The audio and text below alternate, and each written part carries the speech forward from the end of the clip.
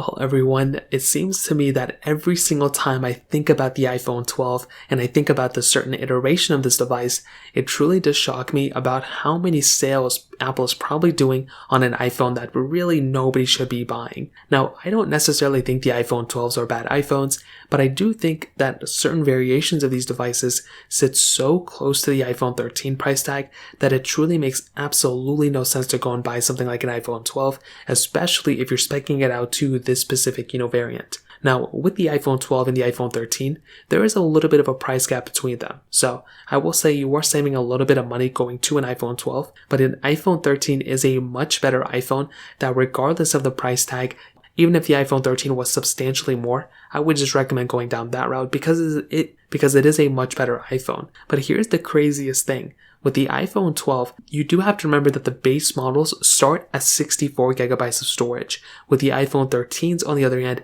those base models start at 128 gigabytes of storage. So there's already a little bit of a variation right there. You are getting, actually, in my opinion, a better performing phone and more storage on the base iPhone 13 than a base iPhone 12. So that's number one. The base iPhone 12 is going for about $699, technically $729 if you're getting it unlocked. However, there is a variation of the iPhone 12 that you're probably going to end up getting. It's $50 more expensive, which is the 128 gigabyte model of the iPhone 12. Now, why is this important? Well, like I mentioned before, the base model of the iPhone 13 is 128 gigabytes. The base model of the iPhone 12 is 64 gigabytes. So if you wanted to get the exact same storage model between them, the 128 gigabyte iPhone 12 is $749.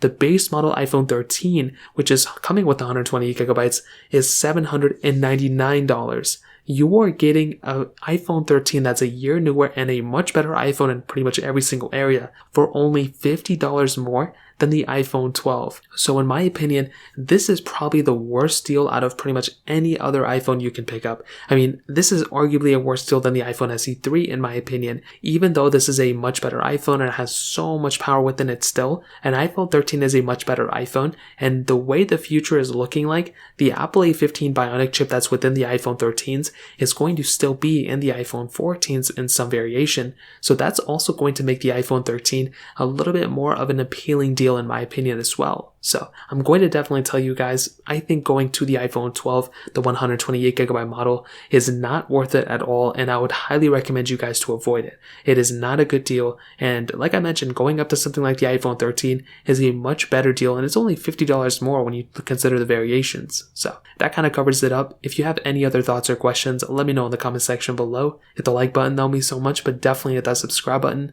More importantly than everything else, I love every single one of you guys. Hopefully I'll catch you guys in the next video. Peace out till then.